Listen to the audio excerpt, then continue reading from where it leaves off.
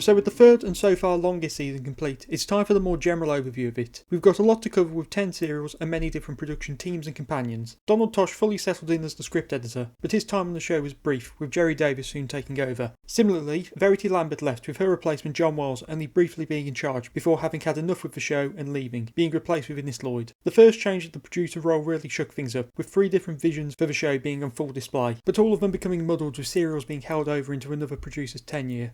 The season opened very badly with Galaxy 4, a serial which has a good message but is very bland and has a lot of accidental sexism throughout. Mission to the Unknown really picks things up by being this incredibly different serial, not featuring any of the main cast and feeling like an episode of a completely different show, giving us a serial in which the Daleks win and set things up for another serial with high stakes. The Myth Makers, a historical which focuses on myths rather than historical fact. It's got fun characters and plenty of great dialogue, but is forced to ditch a very good companion in a way which satisfied nobody and ends up making the serial leave a bad taste in your mouth. Then we have the big one, The Daleks' Master Plan, a spy thriller which is far too long for its own good and devolves into a chase-like serial which is trying desperately to fill its runtime, but does feature a very novel Christmas episode partway through. It's darker with a lot more depth than what's come to be expected from the show so far, but does just go on and on. The Massacre is incredibly dark and is the first to really create a divide between the Doctor and the companion. It's basically a Doctor Light serial, with Stephen being at the forefront for the majority of it, the Doctor only returning when they need to leave. The plot is a bit messy and the rift between the Doctor and Stephen doesn't go far at all, but it's a great experience.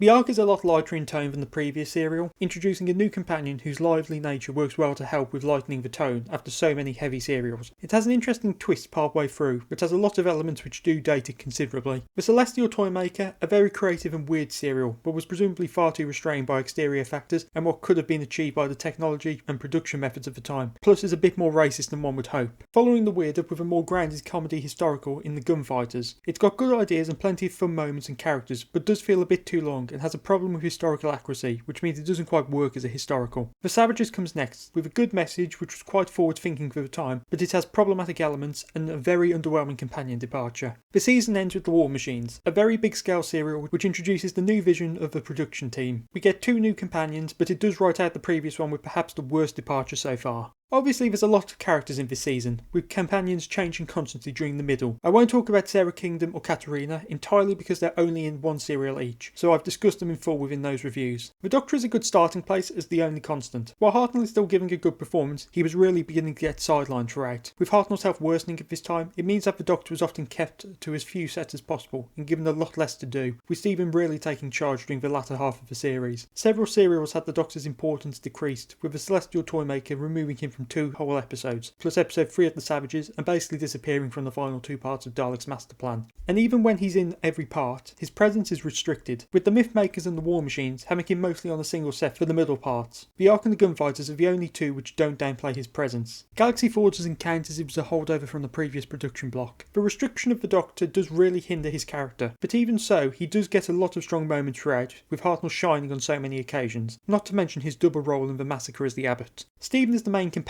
featuring in all but the final serial, and he is a very prominent character. With Hartnell's reduced role, it means that Peter Purvis had the chance to step up and basically become the main character for the middle of many stories, keeping things going until the Doctor wrapped things up in the end. The Massacre is of course the big showcase for Stephen, a serial in which he is the only main cast member for 2 parts, which was a first for the show. The Celestial Toymaker, the Savages, and the last section of the Daleks Master Plan all push him, and somehow often make him even more important than Ian was. Plus we can't ignore that despite what he said in Galaxy 4, Stephen does actually begin to learn how to pilot the TARDIS, with the Celestial Toymaker showing him operating several of the controls for both takeoff and general flight. Their relationship was very much unlike that of the Doctor and Ian's. Instead of being 2 equals, Stephen learns from the Doctor, becoming both a better man and someone who has the ability to do right in the universe, which does lay the groundwork for his departure. There isn't much to say about Vicky, as she was only in 2 serials, both of which treat her incredibly differently. Galaxy 4 has her somewhat independent and quite intelligent, while Mythmakers has her in a very poorly executed romance which leads to her departure. Admittedly, I think her entire characterisation is a bit wacky in the Mythmakers, with her casually talking about time travel to the Trojans. That's about it for things to say about Vicky, due to how short her time in the season was. I can't even think of the dynamic she has with Stephen, because they spend so much time apart. Dodo is next up, being the last big companion of the season. While she's not a fan favourite, she does make a good impression, and I do quite like her, sometimes preferring her to both Susan and Vicky. She's a bit older than both of her predecessors, and doesn't scream anywhere near as much, making her feel either braver or just more able to handle the situation she's put in. I think her dynamics with the Doctor and Stephen are also really good, with Stephen Stephen sort of having to keep her in check early on because the Doctor just can't keep up with her, which also strengthens Stephen too, showing how much he's learned from the Doctor, being more cautious of the potential dangers around them. I do think that the arc was a perfect introductory story. It really allowed for both of her dynamics to be shown off, with how the plot splits the trio up towards the end. Her dynamic with the Doctor is of course strong. The engage between Susan and Barbara means that the Doctor can't treat her like a child, but has to be cautious that she isn't a full adult. We don't get moments of the Doctor babying her, instead only treating her like Susan or Vicky when she needed it, like when they were both afraid in the arc, or when she was upset at Stephen's departure. I don't have much to say about Ben and Polly since they've only been in one serial so far. The serial also sidelined Polly a bit by having her brainwashed for a decent chunk, so we don't get to see a full picture of her within the serial. Ben I think gets treated much better, and is mostly fully formed, a Navy man who wants to be on the sea rather than land. I wouldn't say he's the most confident in himself, but will put himself in danger if the situation calls for it.